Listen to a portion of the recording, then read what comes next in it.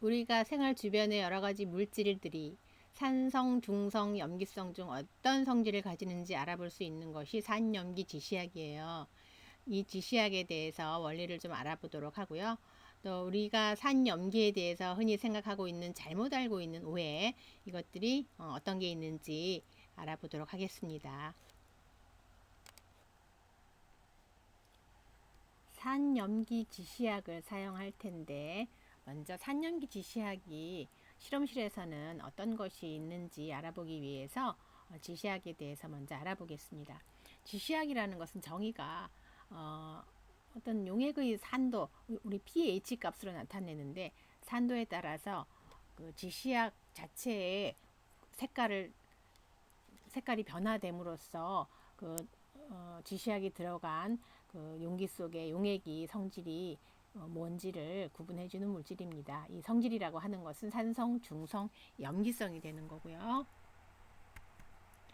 그런데 주사하고자 하는 물질에 지시약을 넣어줄 때 지시약은 여러분이 조심해야 되는 것이 소량만 넣어줘야 돼요. 한두 방울 이런 식으로 몇 방울 단위로. 왜냐하면 이 지시약 자체가 약산 또는 약염기 성질을 가지는데 극단적으로 엄청나게 많이 넣었다, 용액과 비슷하거나 더 많이 넣었다, 이런 실수를 했다 그러면 어떻게 될까요? 그 액성이 용액의 액성을 조사하기는 좀 어렵겠죠.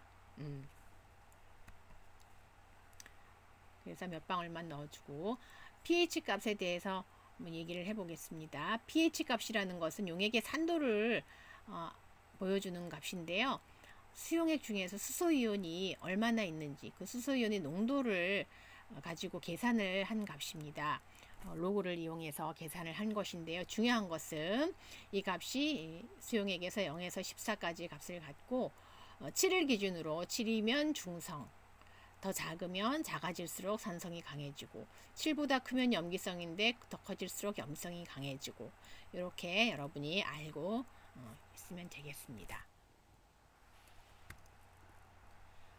실험실에서 쓰는 산염기 지시약을 먼저 보면 몇 가지가 있는데요. 그 중에서 많이 쓰이는 것들 몇 개가 제시되어 있습니다. 그거에 대한 각각의 변색 범위가 여기 있는 거고요. 티몰 블루, 메틸 오렌지, 메틸 레드, 브로모티몰 블루, 우리는 이걸 줄여서 BTB라고 얘기하고요. 흔히 페놀 레드, 페놀프탈레인 뭐 이런 것들이 있죠. 이게 pH 표를 보시면 pH 값이 0에서 지금 여기는 12까지 이렇게 제시되어 있는데, 각각의 지시약에 대해서 색깔이 이렇게 일부분만 나타나 있는데요. 왼쪽 오른쪽은 그 색깔이 계속 이어진다라고 보시면 되겠습니다. 몇 가지 지시약들이 실험실에서 쓰이고 있죠. 다양한 색깔을 나타내죠. 용도에 따라서 어떤 건 예를 들어 BTB 같은 거는 산성, 중성, 염기성 정도만 구분하고 나머지 산성에서의 구체적인 pH는 좀 알기 어렵죠. 염기성도 그렇고. 다른 지시약은 그렇지 않은 것도 있고. 그래서 용도에 따라서 선택해서 사용하는 것이 되겠습니다. 실험실 지시약 몇 가지를 혼합해서 우리가 실험실에서는 만능 지시약이라는 것을 사용하는데, 아까 표에서 본 것들은 굉장히 색깔들이 제한적인 것들도 있잖아요. 그래서 정말 거의 모든 pH에서 색깔 변화를 일으키게 할 수 없을까라는 생각으로 만들어지는 것이 만능 지시약이에요. 그래서 대표적으로 아주 전형적으로 만드는 만능 지시약은 티몰 블루, 메틸 레드, BTB, 페놀프탈렌, 요거를 혼합해서 만듭니다. 요것들을 에탄올에다가 녹여서 수산화나트륨 을 살짝 넣어서 녹색이 만들어서 안정되게 한 다음에 증류수로 묽힙니다. 이렇게 해서 만들면, 그래서 그 만능 지시약의 색 변화를 보면 여기 pH에 따라서 이렇게 조금씩 같은 붉은색이라고 이렇게 해놨지만 조금씩 다르죠. 붉은색도. 그래서 굉장히 아까 그 표에서 보던 지시약에 비해서 좀 다양하게 색깔이 나타나주기 때문에 아래쪽 표를 보면은 그냥 혼합 전에 그 지시약, 실험실 지시약들에 비해서 굉장히 색이 다양하게 pH에 따라 변한다는 것을 알 수 있죠.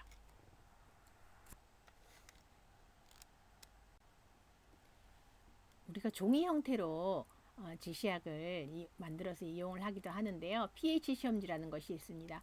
주로 이렇게 그림에서 보는 것처럼 이렇게 동그란 이런 안내판이 있고 그 용기 속에 이렇게 노란 색깔의 그 종이 형태의 것이 들어 있습니다.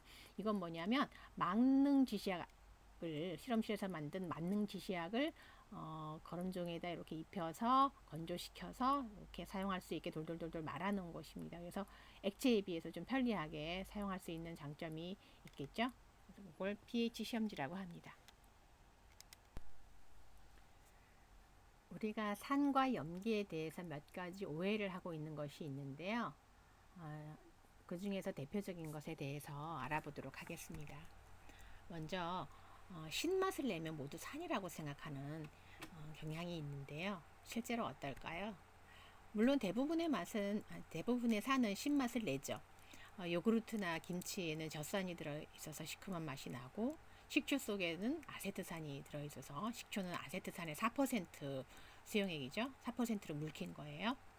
그리고 오렌지 주스도 시큼한데 시트르산 맛인 거고, 또 하나 우리가 토하거나 이렇게 트림할 때 시큼한 맛이 가끔 느껴지죠. 그게 위액 속에 있는 염산이라고 합니다.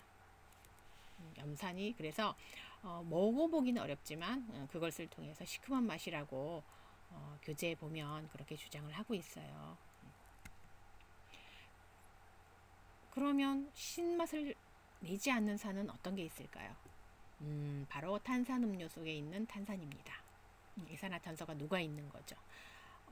이건 어떤 맛을 내죠? 신맛은 내지 않는 대신에 톡 쏘는 청량감을 주죠. 그런데 가끔 탄산음료 속에 신맛이 나는 게 있죠. 여러분이 오해하기 쉬운데 그건 탄산 맛이 아니라 거기 시트르산 같은 것들이 맛을 위해서 첨가되어 있는 것이죠. 그래서 모든 산이 신맛을 내는 것은 아니지만 대부분의 산이 신맛을 내는 것은 맞긴 합니다. 또 하나의 오해, 알칼리는 염기하고 같다라고 생각하고 두 용어를 혼용하는 경우가 굉장히 많은데요. 어떨까요? 알칼리라는 것은요, 금속 중에서 알칼리 금속이 있어요. 나중에 여러분이 이제 주기율표를 공부하게 되면 세로로 이렇게 원소들을 나열을 해놓는 것이 그 1족, 2족 이렇게 나가는데 맨 왼쪽에 있는 1A족이라고 하는 것들이 예를 들면 뭐 어떤 게 있냐면 리튬, 소듐은 여러분이 나트륨이라고 많이 들어봤을 수도 있죠. 이름이 바뀐 거예요. 칼륨, 포타슘이라고 바뀌었고 루비듐, 세슘 이런 것들이 알칼리 금속인데요. 이런 것들이 수산화이온 OH 위첨자로 마이너스 이런 거가 결합해서 LiOH, NaOH, KOH, RbOH, CSOH 뭐 이렇게 된 것 이것이 알칼리라는 거죠. 그래서 알칼리 금속의 수산화물이다. 그 중에서 이제 수용성 수산화물이다. 알칼리 금속과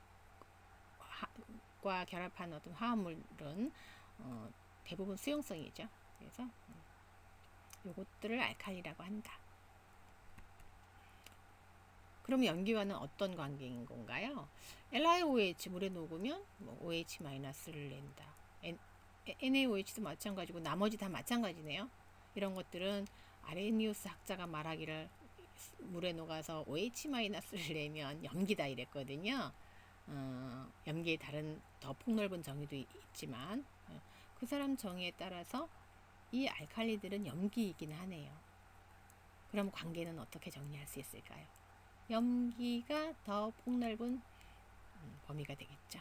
알칼리는 염기의 한 부분일 뿐이다. 그러니까 혼용하면 안 되겠죠. 가끔은 맞는 경우가 있겠지만 혼용은 100% 혼용은 아닙니다. 다른 거죠.